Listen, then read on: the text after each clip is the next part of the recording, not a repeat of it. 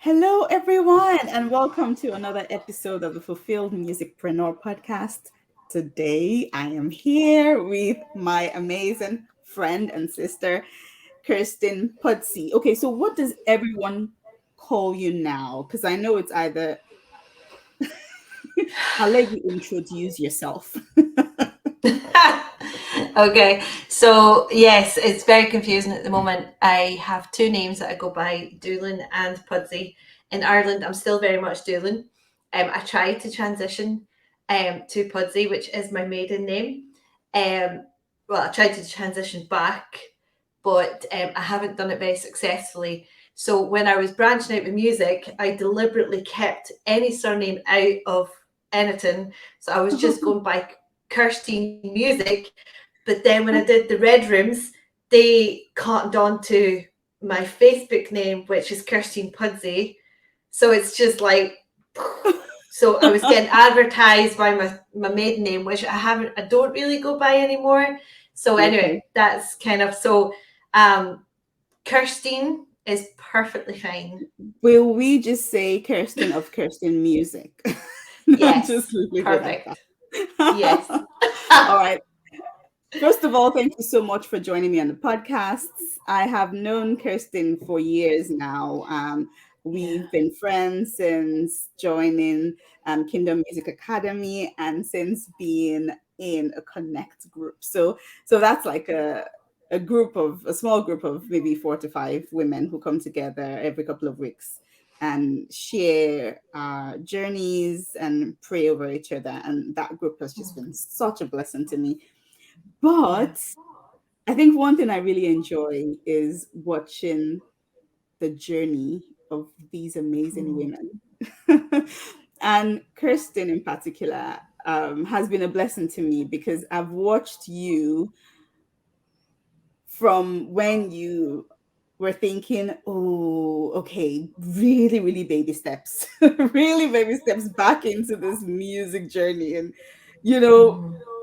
at the really early stages, and then watched you essentially push and keep going despite lots of setbacks and discouragement and doubts, Yeah. to where you had an amazing meeting yourself this year where you packed out a venue and went on Hmm. to be such a blessing to many other people. And I think what's really amazing is that you don't have any music out yet, No. but that doesn't stop you. You know you've been called to be a blessing through your music, and you're just going ahead to be that blessing. So Yeah. I'm really excited to have you on the podcast today, and I just want to talk through the things that you've been through, all the lessons that you can share to people that are just starting out on their journey as well. So thank you. Thank you so much for being here. No. Do you want to start out by just introducing yourself to people who are listening? Yeah. Okay. So I'm Kirsteen. Anyone listening from stateside will find it really hard to say my name, but it's Kirsteen, not Christine or Kirsty or Kirsten. Kirsteen. Um, I am living in Ireland. Have been for the coming on 17 years. But I'm actually from Scotland. And I'm very proud to say that I'm Scottish. But I do love Ireland, so that's a blessing.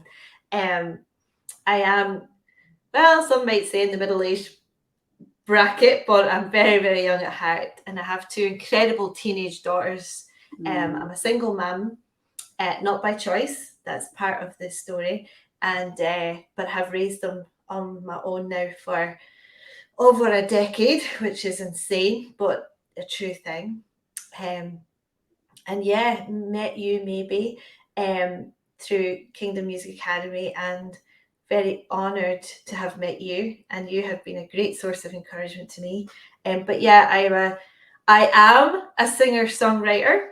Couldn't say that 2 years ago, Yay. but I am a singer songwriter. And I play guitar, play piano, um, and I love Jesus. Yes, yes, we both do. Amen. So, do you want to take a little bit of a step back and talk us through how you got started years ago on your music journey, the sort of Yeah. backstory before we get to where you are today? Okay. So I am very privileged, and I know I'm privileged to have been raised in a Christian home. With my dad was called to be a pastor when I was in primary school, so that was a very strange transition for the family. But had very good experience in the early days of him being a pastor. My dad has always been one of my greatest encouragers, and I remember from gosh, being 9, 10, 11, being given a space to sing in church, would have idolized Amy Grant back in the day. Like Mm. idolized her. Like I would have been raised on Amy Grant and Michael W. Smith, but would have like learned all her songs, sang all of her songs. And I mean, we were exposed to all different types of music, but I don't know, something in my little childlike heart just was like, that's what I want to do in my life. That's who I want. It was like just something about her I just, clung to, Wow. and would have had opportunities to sing and to lead worship from a young age. And that, even though I went through seasons of real rebellion as a teenager, my dad always gave me a platform to sing and lead worship. And when I was in my early 20s, I started diving into a little bit of songwriting, which was obviously quite a new thing, and started to record an album with a friend. However, I had this pattern of just making choices that always set me back in my God given calling, and kind of like was in a relationship that proved to be a very painful season, and I stopped at that stage. So I actually stopped the album, never finished it. I have a partially recorded album which I every now and again pull out. It remind me of my Mm. younger days, but that would have been my earliest experiences. God always gave me a platform, and wherever I went, I spent time in America, spent time in Scotland. Um, the anointing and the calling upon my life in music and ministering in music was always confirmed wherever I went, uh, whatever circles I moved in. Um, it was just like a thing. Do you know? Mhm. I didn't Yeah. realize and fully appreciate all that meant in the young years.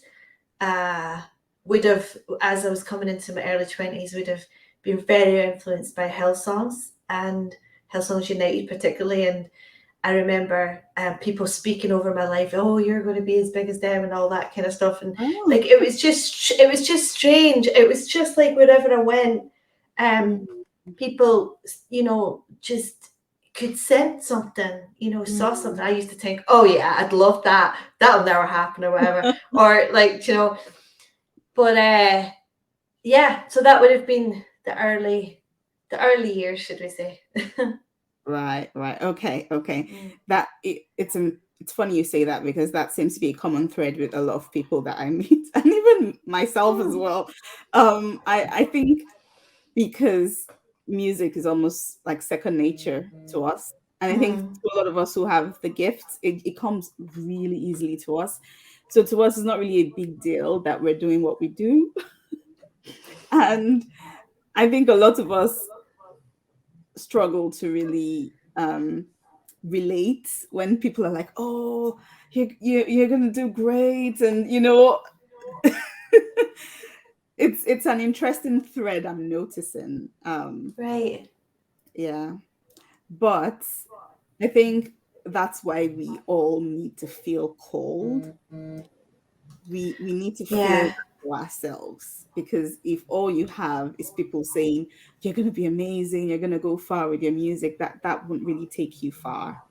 When the hard Yeah. times come and when challenges come, you need to feel cold for yourself, and I think Yeah. that's why we all need to actually go through a lot of the things that we do. Okay, Yeah. so you've taken us through your childhood and the fact that your calling for music was always affirmed. Bring us to where you thought you had essentially lost that calling. Okay. So this brings me into the difficult season to talk about, for many different reasons. Not because it's necessarily a point of pain anymore, but because there still does be stigma attached, I think, in some ways to some, or I certainly Absolutely. feel like there could be. So basically, when I was a teenager and I would have been in a season of rebellion against my parents and against God, I would have found myself in situations that I should never have been in, with people and places I should never have been in. And some things happened during that season that left deep scars and wounds, but I had, you know, covered up or hadn't really appreciated how deeply it had impacted me as a woman, as a Christian, and particularly in my relationship choices and stuff like that. And I had very, very low self-value, very low self-worth. I would have always had a lot of good Christian men around me, but they would always be in the friend zone, right? And there was something in me just didn't feel like I deserved to be loved well. Okay. And I think a lot of people struggle with that anyway, but I think there are certainly factors that aggravate that. And I found myself in a relationship that wasn't healthy and wasn't, would have proved to be life changing for me and my children. So I would have had a crisis pregnancy outside of marriage. And as a Christian woman, that was in itself very Yeah. challenging, obviously, for my parents. And I was known in my church, and I was known as a worship leader in my community. And like a lot of Christian communities are small. And I basically then, so I had what you would call a shotgun wedding. Nobody forced me. It was my own choice. Do you know what a shotgun wedding is? Yeah. Yeah. Okay. Can I ask? So Can I ask yeah, you if the yeah, father of your child at that time was in church as yeah. well? Mm, he was, but he had his own challenges in his own past, and um, definitely was not ready for a relationship. It would be safe to say, and I think the two of our brokenness together Yeah. just create more brokenness rather than, and I think because my brokenness was a lot more hidden, it was easy to, you know, it would be easy to look at me and, think I would be able to bring some stability to the situation. And that just wasn't, it just really Yeah. wasn't the case. So I had a shotgun wedding, and, really believed that, I think, in our attempt to honor God, God would honor the marriage. But it wasn't the case. And through a lot of, I suppose that's a testimony in and of its own right. But I ended up basically doing a midnight flit to Ireland. We did, and my husband at the time, within days of us getting married, we discovered he needed a lot more help than I realised. My brother-in-law works in addiction ministry and in Ireland, and so he was willing to bring him over and give him some supports. So I came over to join them, not intending to leave Scotland, but I did. I basically went over for Christmas and never came home. So I literally left my whole life, my job, my people, my friends, my community, my home, literally just overnight just left. And I was filled with such brokenness and shame. I couldn't contemplate going back even to explain. It took me years really to actually be able to go back to Scotland and kind of start facing people. I couldn't explain what had happened. But within 6 months of us marrying, our marriage had broken down. Within, a year and a half of being married, he was unfaithful. And just through a lot of challenging circumstances, you know, I found myself incredibly broken and lost and jobless and husbandless, and very quickly the children ended up fatherless, and I found myself in a church that I wouldn't have chosen for myself, but God planted me exactly in a church community, in a church family, in a church situation that I needed to grow, to heal, to just be a bit protected. And so very thankful for my church community and family. It was a very conservative church, which is not at all what I was used to. And at the time when I joined the church, they only sang hymns. So I had gone from, like Yeah. almost idolizing Amy Grant Hill songs to being in a church community that only sang hymns out the hymn book. Like, it was just like, to me, it was just like the weirdest thing. I couldn't wrap my head around it. But I knew it was where God had me. And believe it or not, to this day, it's still where God has me. Now, the church has gone through its own journey and has evolved over time. But God still has me there. That's still my church family. And until the Lord moves me on, that's where I'll serve, But in that season, I really came to believe that I had ruined any chance of being used by God, any chance, especially music. And really believed that, the grief that I had, was very, very, very real, not just in the loss of relationship, not just in the loss of my life and my people, but particularly in the calling that I had, which was my very breath at one stage. It's like, take anything, Lord, just don't take music, And that season lasted for I would think I said to you, it was about 15 years, wasn't it? Like, it was a long season. Now, within that season, there has been endless miracles. But yeah, that up to me coming to Ireland, that was it. It had been about 15 years, just under. Yeah. Okay. Now, I didn't know this until recently at your Red Rooms meeting, but you talked about going into counseling and how that was a turning point for you. Was that before you actually joined KMA? So I think time frames are a little fuzzy because of COVID. Okay, so you have to remember that. But it would have been, there would have been overlap. But yes, there definitely. You started counseling before, because KMA was during COVID, wasn't it? Yeah. Yeah, and so there had been like circumstances, personal circumstances, where I had thought over the years, things from my past have come up. And while I've received incredible godly wisdom and support and counseling from my church family, my pastor's wife, now, I just kept having this niggling.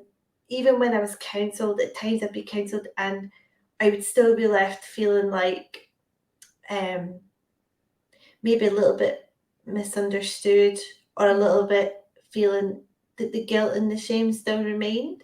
Or I would feel, and that was not at all what was going on. Okay, I have to just iterate, that wasn't the intent. It wasn't judgment getting passed on to me from, I have been loved like I couldn't have imagined I would have been loved. And God has shown me mercy and grace and acceptance from like my church family like I couldn't ever have dreamed.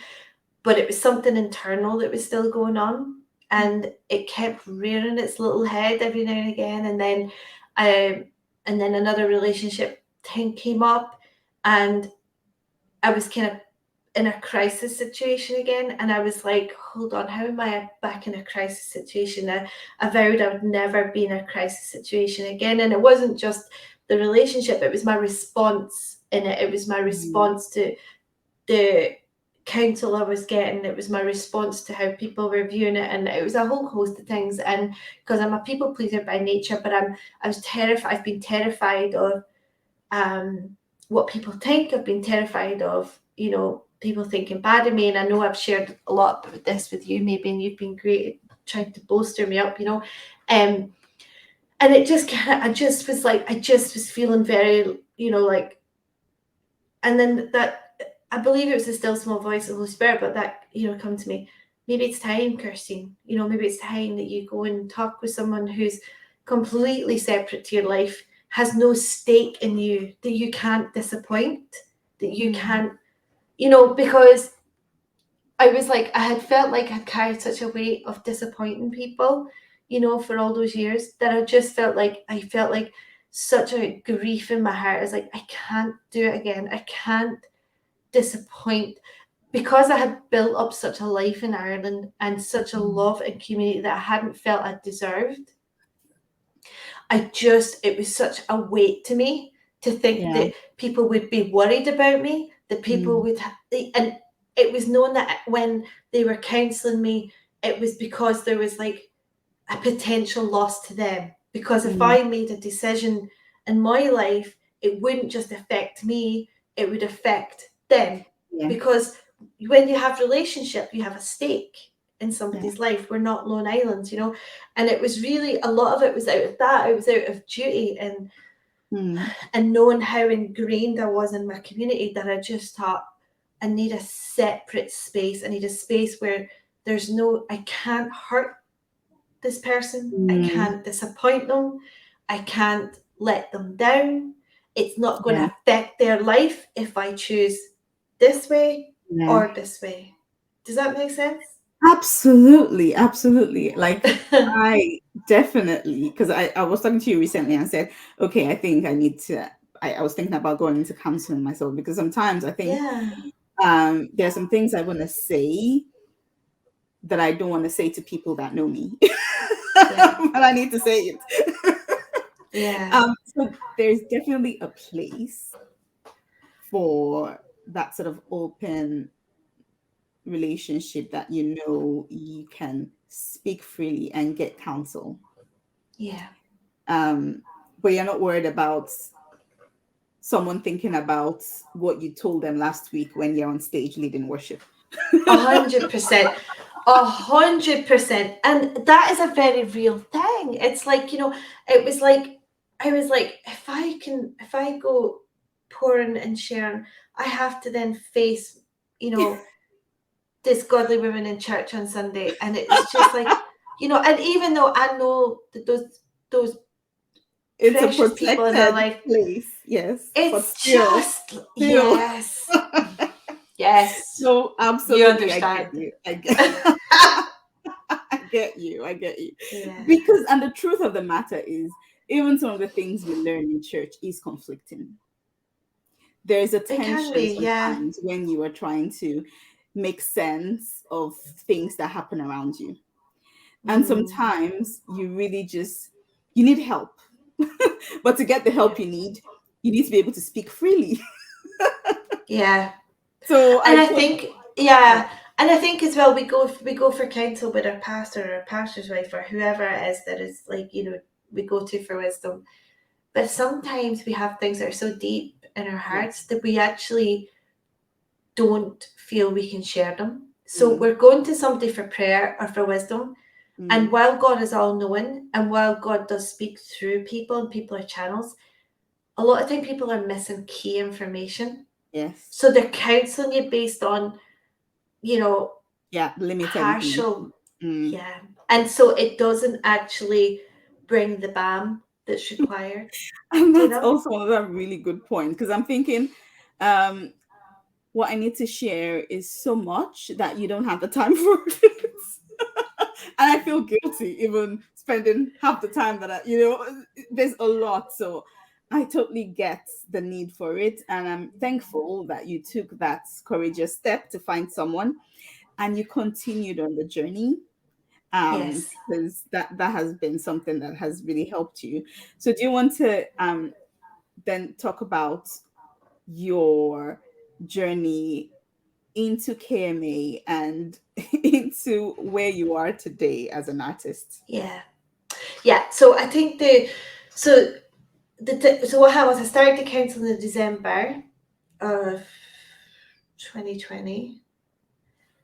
My pastor's wife felt on her heart to pray for me at the new year of the turn into 2021. Mm-hmm. And she has always been my biggest supporter. But man, she wouldn't be Pentecostal, but she prayed Pentecostal prayer this night without even knowing what she was praying. I had been, Wow. saying to God, like, God, if there's any way that you can open up a door for me, music. Now, I had been playing in my church, and I accompany the worship leader on the piano in church, but it's not the same as moving in the calling that God has given you.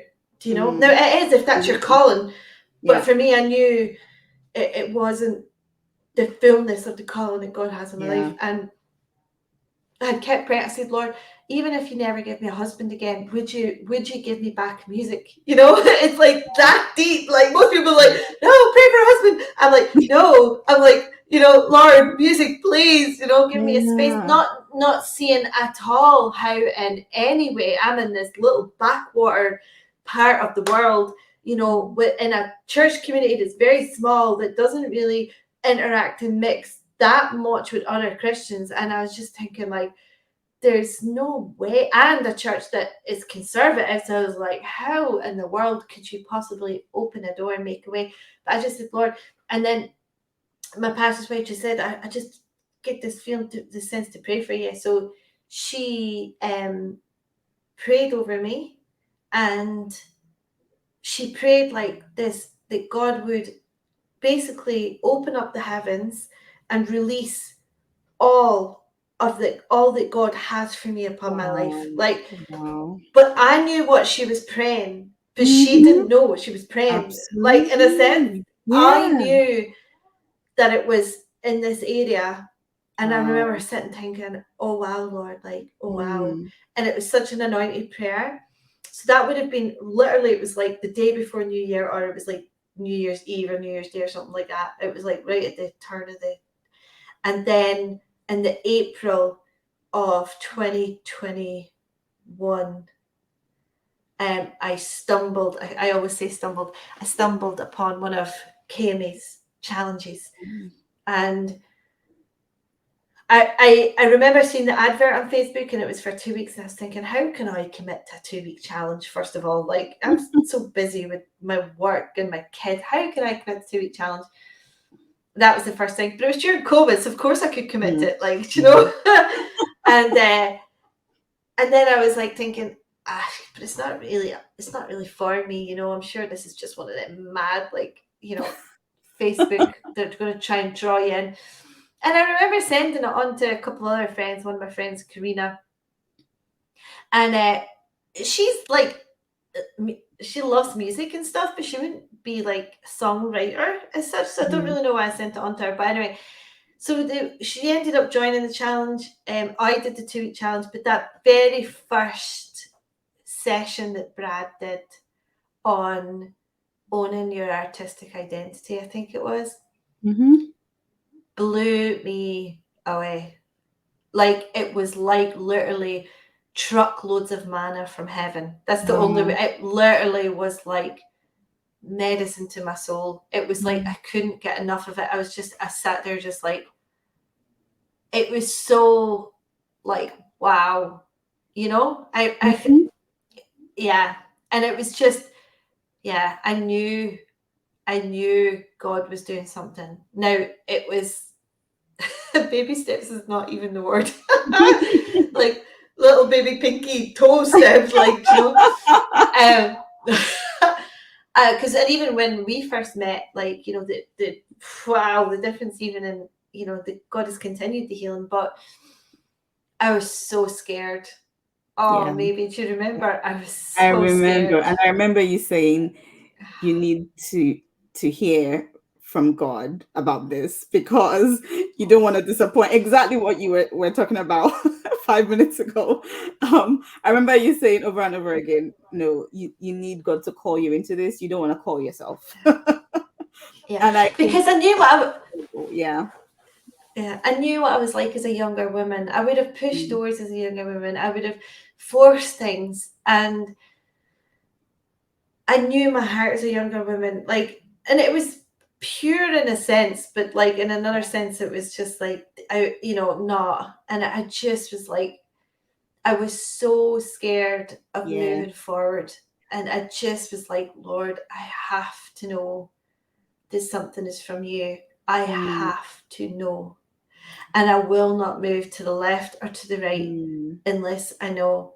And yeah, and then did the 2 week challenge, and obviously then Brad, introduced, like the joining KMA and how much it was going to cost, and uh, I was like, oh man, there is no way. And you know what? God provided the money. And yeah. that year, it was insane how God provided the money for the first year of KMA. It was also my 40th birthday, and Mhm. that year, which, one of my Nigerian sisters is like, no, the 40th year is, in fact, no, she's Kenyan. Sorry, her husband's Nigerian. She's like, the 40th year is a landmark moment. And, um, God, I said, well, Lord, if I'm going to move forward in this, I need new equipment. I don't have, my piano was desperate. I was like, I need a new piano. Um, and the beautiful sisters in my church got together, put money together, blessed me with over €1,000, and I was able to Wow. buy a really decent new keyboard piano that could do what I want, because I wanted to be able to record, so I knew exactly what I wanted. I got this random email from a government run organisation in Ireland asking if I wanted to participate in reviewing government grants, and I would get paid for it. And so it was like a once off payment. This happened twice, once off payment. And then I got like a random bonus at work. And so then I was able to buy my recording equipment. And it was like God knows, like I have Mm, my daily bread, which meets the needs of my family, but I mm, didn't have anything extra to do anything with. And then I did my first year in KMA, and then it was like Brad put it out and gave the opportunity for us to become life members. mhm, mhm, And I was like, man, I'd love to be a lifer. I'd love to be able to have that once off payment and never have to worry about the payment again. And I was getting so much from the community. I was like, I wasn't ready to leave the community, but I also wasn't ready to, like, I didn't have the money to. And the weirdest thing, it's not weird, maybe you know this, but it mhm. just, God is so good. So Yeah. the time deadline came and went, and I says, okay, Lord. And I was disappointed because I was like, I really thought that it was, I was to become a lifer in KMA, but the money never came through. But I have an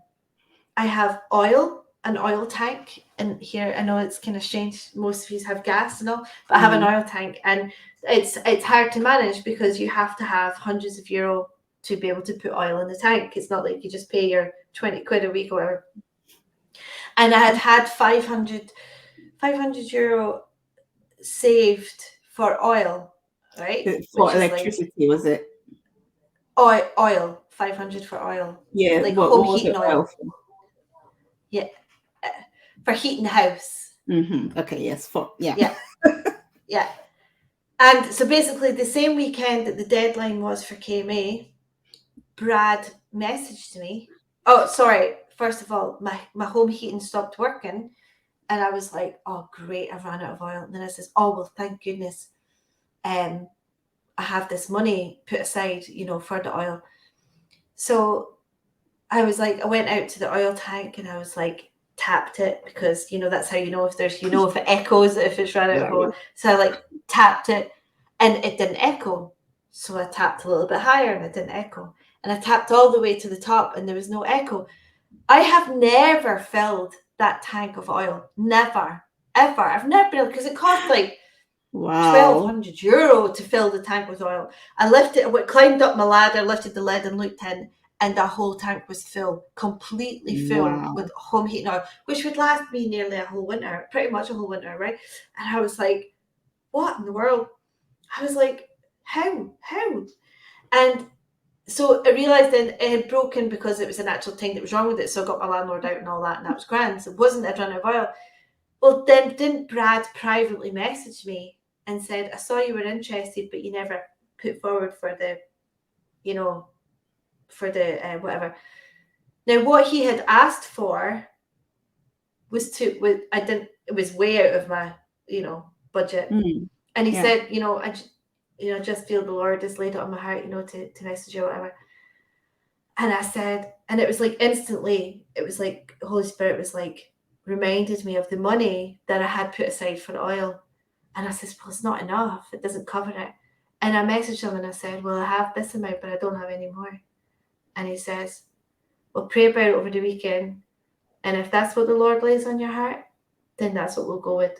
And the amount that I had, Brad fully just, that was it. It was covered. It was paid for. And it was like, it was unbelievable. Like, it was just like, it was like complete divine providence, and it was just, God has continuously affirmed and confirmed every step of the way. And even then I just kept saying, okay, Lord, just give me the one next. And then remember I said I felt like God was laying it on me to do a concert. And I was so scared of doing a concert, so scared. I asked my friend who has a large sitting room, should we say, a large dining room, not massive, but it's bigger than a normal sitting room and dining room. I asked if I could do a small, intimate, private concert in her sitting room. And she was very supportive. And she says, yeah, I'll do that. And I had planned, I was going to invite 25 people. I had them handpicked, the people that I knew who would be like, would support me even if they didn't like my music, And I was like, yay, okay, we're doing this. Well, I even got little postcards made up and everything, and I was like excited about it. Sure, didn't I get COVID? The very week I was due to do it. And remember, maybe I was just like, oh no, like that God has shut this down. He doesn't want me to do this, and I'm on the wrong path. And really, remember, isn't that what we do though? Like, he's confirmed multiple times over and over and over by providing that he wants you to do this, and then you take the one thing that happens and you say, oh, this confirms it, I'm not meant to do it. Yeah, like the one thing.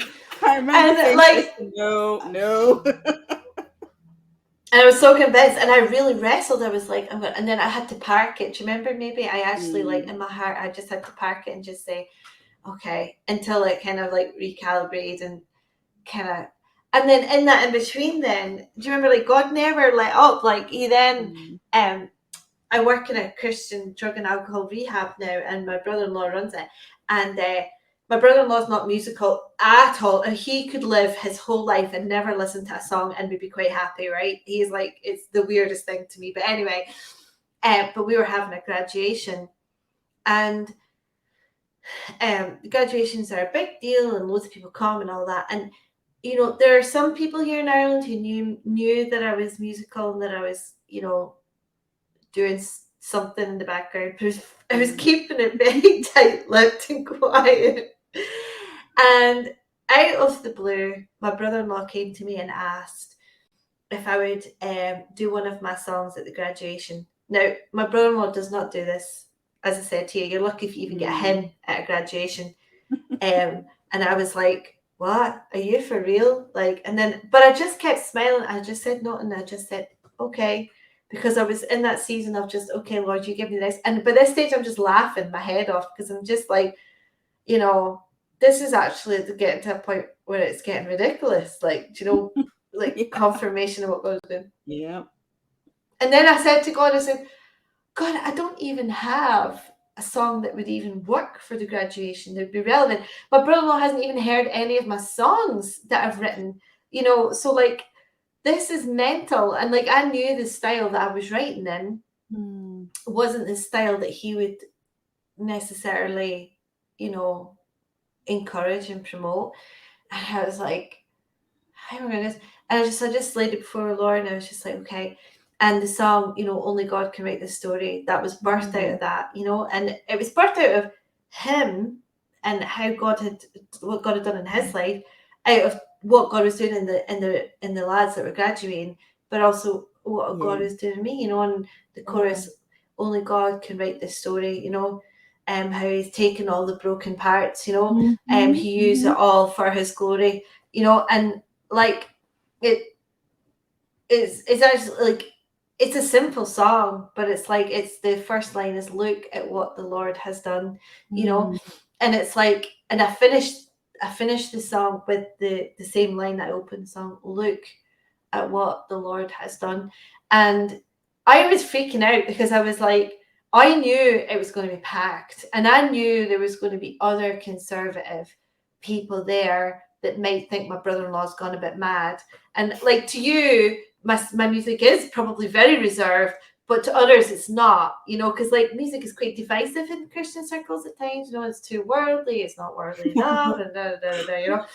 So anyway, I was aware of all this kind of, but um, but I didn't let my brother-in-law hear it, and that really was my coming out song.